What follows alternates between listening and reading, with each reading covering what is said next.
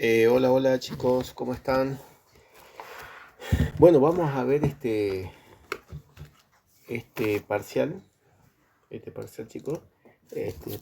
Básicamente para explicar un poco, ¿no? Dice, bueno, las preguntitas, ¿no? La preguntita que tenemos acá dice punto 1, para una misma muestra, dice, para una misma muestra que se pesó en dos balanzas analíticas diferentes, diga si existe diferencia significativa con respecto a la precisión de ambas, ¿no? Y bueno, ahí me dan los datos.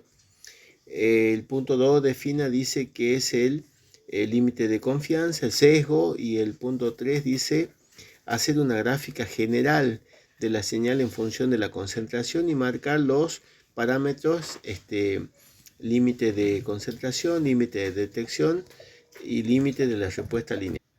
Bueno, acá hemos copiado los datos. Con eso hemos sacado la desviación estándar de cada uno y la varianza de cada uno, ¿sí?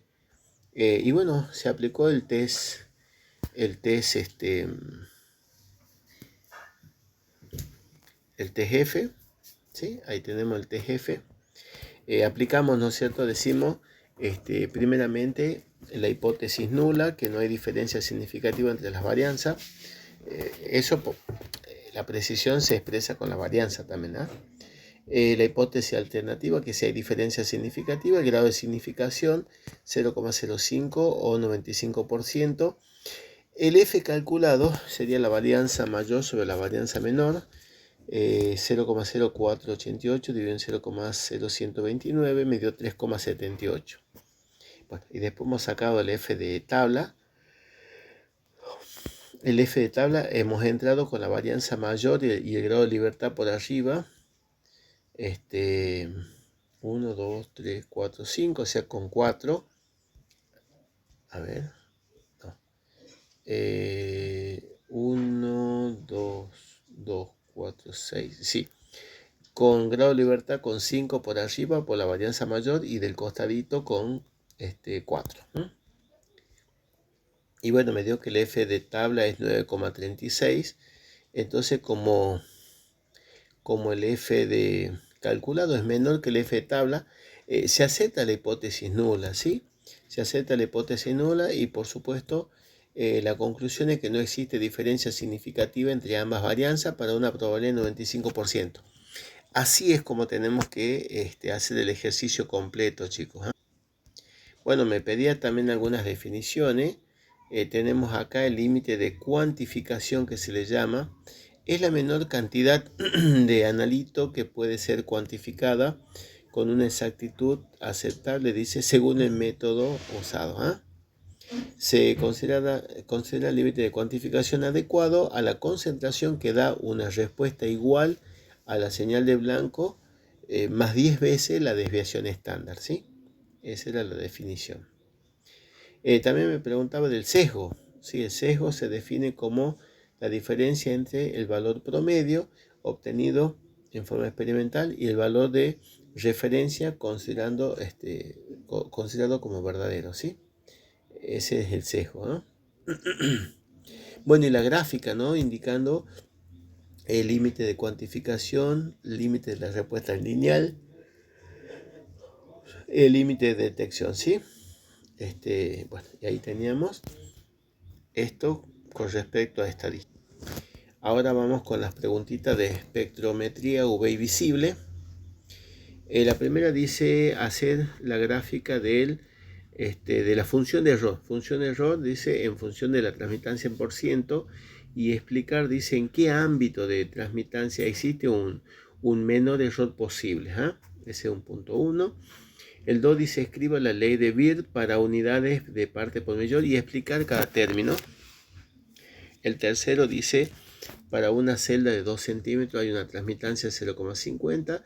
¿Qué transmitancia habrá? Dice para una celda de 3 centímetros. Cuarto dice explique por qué se producen las desviaciones químicas y de un ejemplo de reacción. Y quinto dice para la siguiente gráfica, que es la de Rimbaud, escriba eje para qué utiliza dicha y el nombre. Bueno, acá tenemos entonces ya lo que corresponde a espectro fotometría UV visible, ¿no? Tenemos ahí la gráfica de la función de error en función de la transmitancia y es conveniente trabajar entre el 20 y el 60% de transmitancia porque es donde se tiene menor función de error, ¿sí? Bueno, la ley de Beer, ¿no es cierto? La absorbancia va a ser igual a la absortividad por el camino óptico por la concentración, justamente porque era en parte por millón. Hay que indicar las unidades. La absortividad, la unidad es litros, centímetros a la menos 1, miligramos a la menos 1. Eso porque sabemos justamente que me decía que era partes por millón, ¿no? El camino óptico en centímetros y la concentración que es la parte por millón miligramos por litro. Bueno, después teníamos un problemita. Me decía que el camino óptico era de 2 centímetros con una transmitancia 0,50. Y me piden cuál es la transmitancia 2 para un camino óptico de 3 centímetros. Por supuesto, lo que es directamente proporcional es la absorbancia con el camino óptico y con la concentración. Entonces yo tengo que pasar la transmitancia primero a absorbancia. La absorbancia 1 va a ser menos logaritmo de la transmitancia 1, menos logaritmo de 0,50, me dio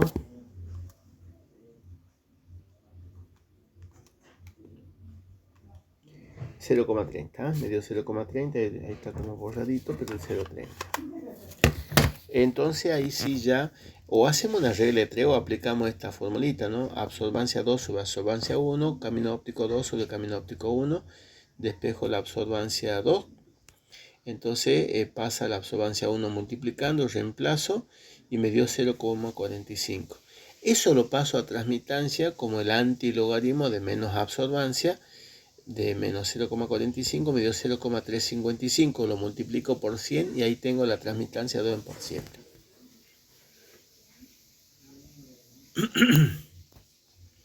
Las desviaciones químicas se producen cuando las especies, esa era la otra pregunta que nos hacían, cuando las especies absorbentes, dice, experimentan reacciones que dan lugar, dice, a productos que absorben de manera distinta al analito, ¿eh? El ejemplo, acá tenemos influencia del pH, por ejemplo. Ahí tenemos el dicromato más agua, me da cromato más protón. El dicromato es anaranjado, absorbe una longitud de onda óptima de 350 nanómetros y el cromato era amarillo, una longitud de onda de 450. Para determinar, por ejemplo, el dicromato se trabaja un pH ácido, porque de esa manera el equilibrio se desplaza hacia la formación del dicromato, ¿eh? Ahora, si quiero determinar el cromato, se tiene que trabajar un pH alcalino para que el equilibrio se desplace hacia el cromato. Y bueno, y ahí estaba la gráfica de Rimbaud, se llamaba, ¿eh?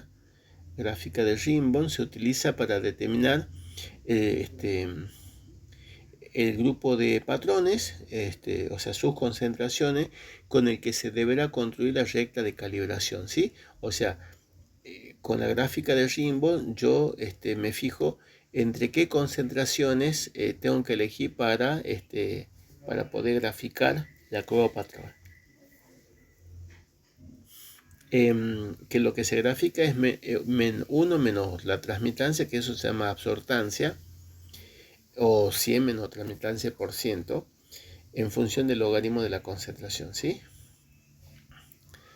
Bien. Bueno, y este era espectro, espectrofotometría UV visible. Bueno, veamos las preguntitas de espectrometría atómica, ¿no? De absorción atómica o emisión.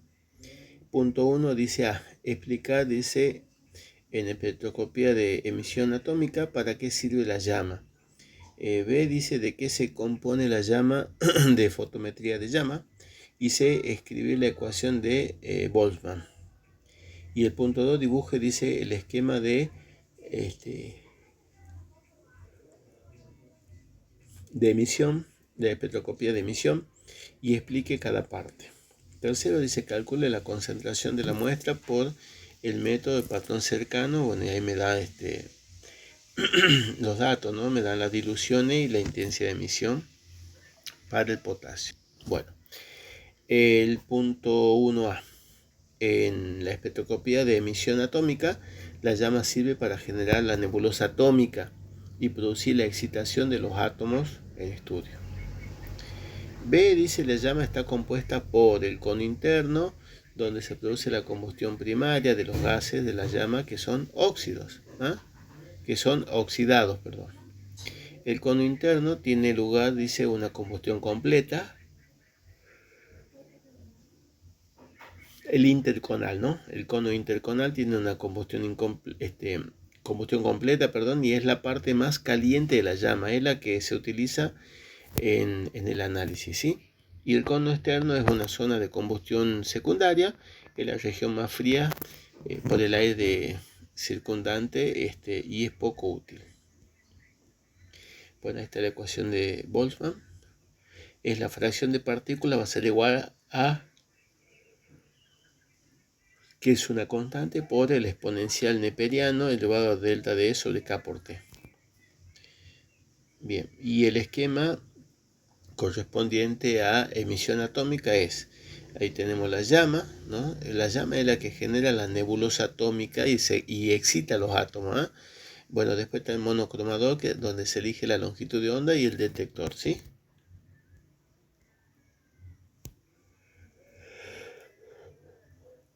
Justamente en la llama se produce la atomización y la excitación de los átomos a analizar.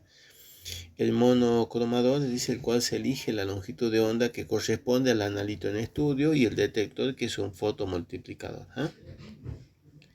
Bueno, y el problemita era de patrón cercano.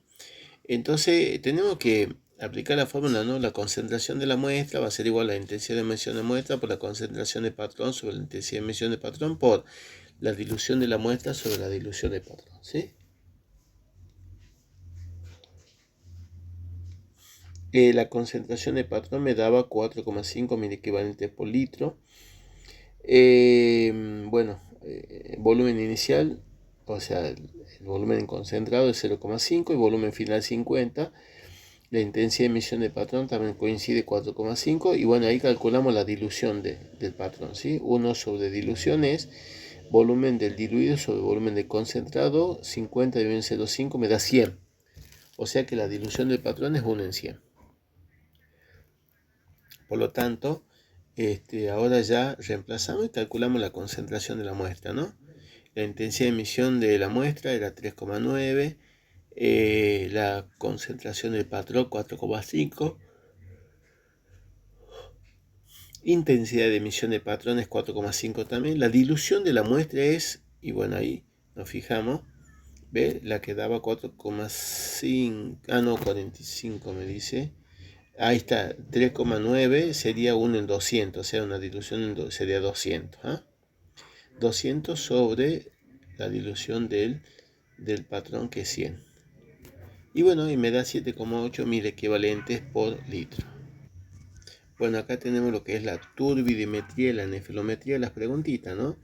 Punto 1 dice, para una longitud de onda de 600 nanómetros de luz, se le hace incidir en una solución con partículas de 400 nanómetros, ¿no? ¿Qué sucede con la radiación? Esa es la primera pregunta. La 2, la turbidimetría se basa, bueno, hay que completar, ¿no es cierto?, lo que corresponde. El tercero dice, para los siguientes datos, plantee, dice, la ecuación de la recta, calcule la concentración promedio con 3 cifras significativas, sabiendo, dice, que en una muestra, sabiendo que es una muestra por triplicado. Considerando, dice, que se toma un volumen de 5 mililitros y se lleva un volumen de 50, y presente lo dice en un ámbito de confianza de 95,5, ¿sí? Y ahí me dan los datos, absorbancia y concentración. Bueno, las preguntas de turbidimetría y nefelometría. El punto número 1 me dice que la longitud de onda de la luz era 600 y el tamaño de la partícula 400, ¿no? En este caso se produce la dispersión de Rayleigh, o dispersión de partículas pequeñas. La distribución de la radiación dispersada es simétrica respecto al centro de dispersión. Este modelo simétrico de rayos secundarios Optimiza la intensidad de radio primario cuando se observa 90 grados.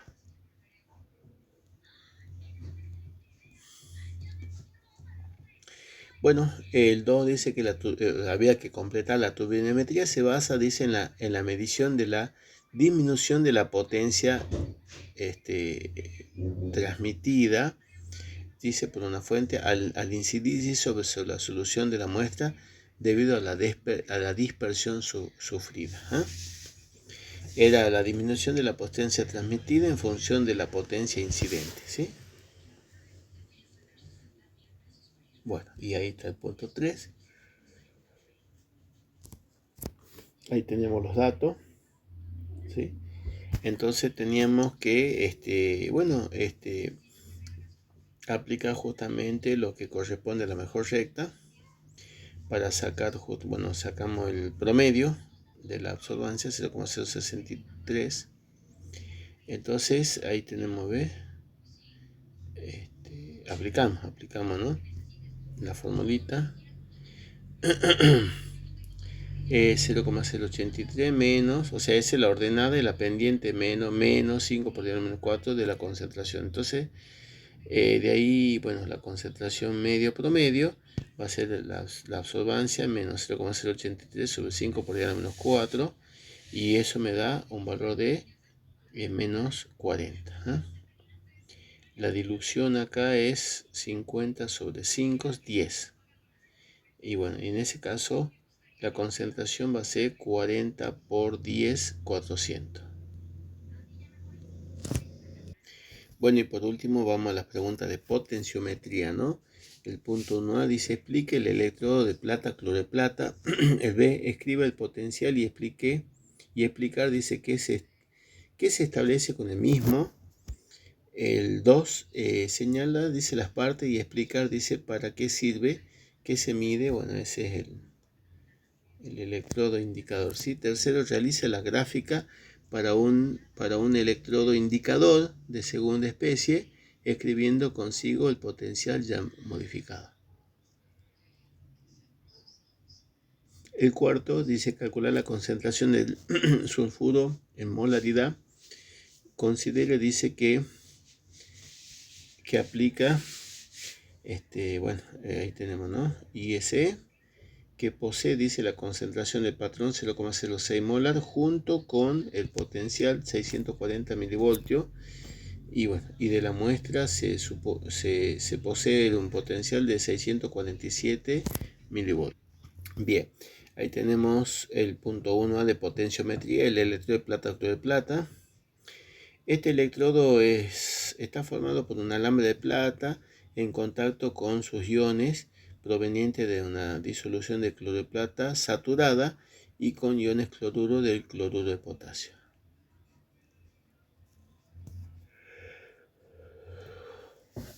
El potencial va a ser igual al potencial estándar del cloro de plata menos 0,0592 por logaritmo de ion cloruro. Frente a un oxidante, la plata se oxida, por supuesto. Entonces el ion plata que se forma se combina con el cloruro, disminuye la concentración de ion cloruro y como consecuencia aumenta el valor de potencial. Bueno, ahí tenemos el electrodo de vidrio para medidas de pH.